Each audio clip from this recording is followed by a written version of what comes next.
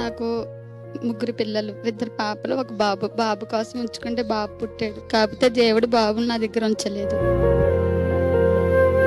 దానికి కారణం మా హస్బెండ్. ఏంటంటే తన ఓల్ని డ్రింక్ చేసి కారణంతో బాబుని యాక్సిడెంట్ చేసాడు.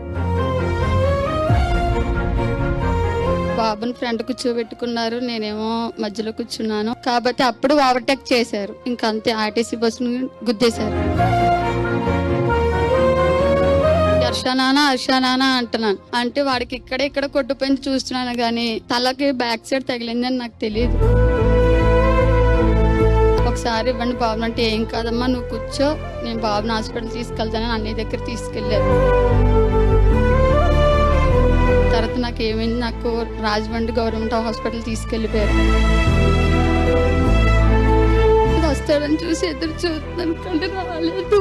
నా కొడుకుల దగ్గరికి